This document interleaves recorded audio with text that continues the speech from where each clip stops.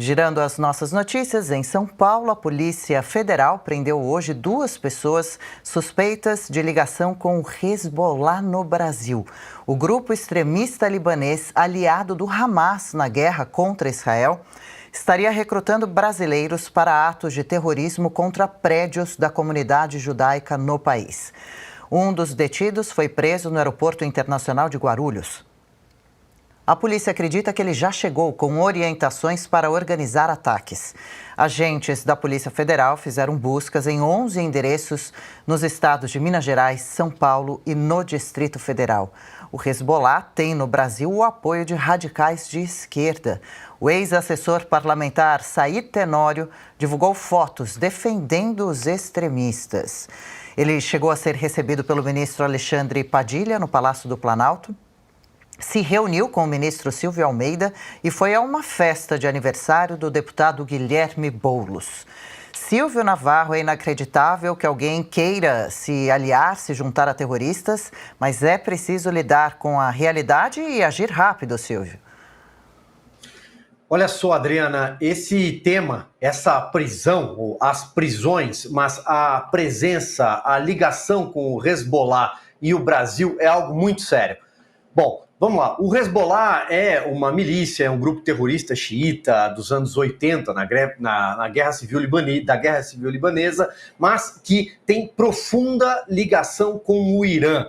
É muito mais articulado e tem aliados pelo mundo muito mais poderosos do que o próprio Hamas. Nesse caso, é um aliado de ocasião, evidentemente, ao Hamas contra o Estado de Israel. Mas, eu repito, é mais articulado, tem conexões com a Tríplice Fronteira, conexões com o Brasil, com a Argentina, com o Paraguai.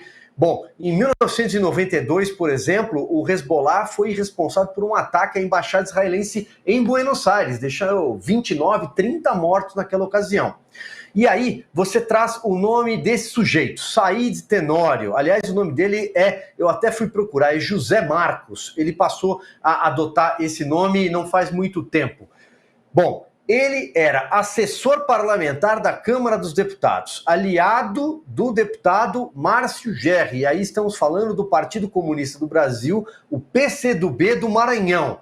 Isso remete a quem? Ao atual ministro da Justiça e Segurança Pública? Pode não ser mera coincidência. São todos muito interligados. E esse sujeito, também recentemente, o jornal O Globo trouxe reportagem sobre atuação. É um verdadeiro lobista a favor do Irã dentro do Brasil. Esse sujeito foi ao Rio Grande do Sul, esse sujeito tem interlocução com representantes do Irã a cada passagem pelo Brasil. E ele estava onde? Ele estava no Palácio do Planalto, foi recebido pelo ministro Alexandre Padilha, ele já foi a festas de aniversário e apareceu em fotos com Guilherme Boulos. Vocês exibiram imagens dele ao lado de outro ministro, Silvio Almeida. Isso não é mera coincidência. Há uma clara relação dos governos do PT, da esquerda, ou seja, também todos os satélites do PT, com esses grupos extremistas, com esses terroristas. Esse sujeito, por exemplo, tem uma camiseta. Ele se deixou fotografar com uma camiseta do Hezbollah. Tá aí, tá na sua tela. Não é exagero que nós estamos falando. Então isso explica por que o governo brasileiro, esse anão diplomático que o Brasil se tornou, não consegue condenar com veemência o Hamas e o Hezbollah. Repito, um aliado de ocasião ao Hamas neste momento. Basta lembrar que o Líbano é uma fronteira norte com Israel, portanto está muito longe da faixa de Gaza, aquela faixa estreita, mais ao sul, com 42 quilômetros por 10 de largura, hiperpopulosa, pobre e repleta de túneis, de labirintos, onde o Hamas se esconde. A maioria deles, aliás, o QG é sempre debaixo de um hospital. Mas, fazendo todo esse rodeio, eu também quero lembrar aqui que tampouco é uma novidade esse tipo de descoberta pela Polícia Federal. Em 2016, ano da Olimpíada no Rio de Janeiro, a Polícia Federal prendeu 11 pessoas que tinham feito juramento ao Estado Islâmico. Um deles tinha ido ao Paraguai comprar uma metralhadora, né, uma AK-47, e planejavam ataques terroristas. O que nós estamos vendo agora é mais um capítulo. Então, é muito perigoso tudo isso. E eu repito, vamos chamar a atenção para um fato que, em fevereiro deste ano, não faz muito tempo, o governo Lula, a Marinha, por ordem do presidente da República, evidentemente, autorizou uma fragata e um porta-helicópteros no Rio de Janeiro do Irã. E na época, a embaixadora dos Estados Unidos, Elizabeth Bagley, alertou que os navios, a fragata, o porta-helicóptero, haviam sido utilizados no passado para eventos terroristas. Mas o governo brasileiro, mais uma vez, fez questão de deixar claro de que lado nesse eixo ele está. Então, é algo muito perigoso o que está acontecendo.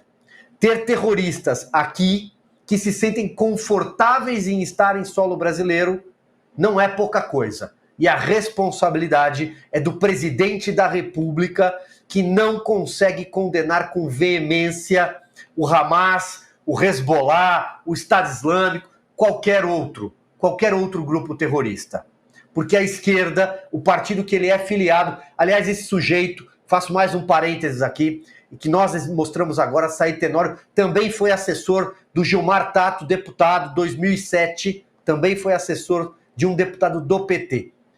E o PT tem uma simpatia enorme por esses grupos todos. Não condenaram o Hamas há muito pouco tempo. Então, eu acho que a gente deve prestar muita atenção, porque o Brasil vai se colocando cada vez mais num lugar muito complicado, num eixo muito complicado no meio dessa guerra. Realmente preocupante. Cris Grêmio, uma notícia impactante. Qual deve ser a conduta do Brasil, da Polícia Federal, diante de um caso tão grave, Cris? Obviamente que tem que continuar investigando a fundo. Que bom que nesse aspecto específico a Polícia Federal, que não pertence ao Flávio Dino nem a Lula e não está cooptada aí para o projeto de vingança pessoal de Lula ou dos próprios ministros do STF, que odeiam qualquer um que eles chamam de bolsonarista e também estão nesse projeto de perseguição. Essa Polícia Federal que hoje fez essa operação e prendeu esses supostos terroristas aqui no Brasil, que ela continue trabalhando livremente. Lembrando aqui que o primeiro-ministro de Israel, Benjamin Netanyahu, registrou essa prisão de terroristas do Hezbollah no Brasil e agradeceu as forças de segurança brasileiras, enfatizando que trabalharam junto com as forças de segurança, com o Mossad, né, que é as forças de segurança de Israel, para combater o terrorismo aqui. E aí eu queria fazer trazer uma observação bem pertinente que foi feita pelo ex-procurador-geral da Lava Jato e ex-deputado federal Deltan Dallagnol, que é aqui do meu estado, que teve um mandato cassado naquela perseguição absurda dentro do projeto de vingança de Lula, executado brilhantemente pelo missão dada, missão cumprida e sua equipe lá do TSE. Olha o que o Deltan traz aqui que eu acho pertinente em relação a essa notícia. Ele colocou no Twitter e nas demais redes sociais. A operação da Polícia Federal que impediu o atentado terrorista planejado pelo Hezbollah no Brasil foi uma operação conjunta com as forças de segurança de Israel, como o Mossad, em um importantíssimo caso de cooperação internacional. Por que ele faz essa observação? O tweet segue. E agora, ministros anti-Lava Jato serão coerentes e vão atacar a Polícia Federal e o Mossad por manterem contatos informais? Vão dizer que a cooperação foi ilegal? Vão dizer que houve abusos na operação de hoje para soltar os terroristas que foram presos? Ou era só porque era contra a Lava Jato mesmo?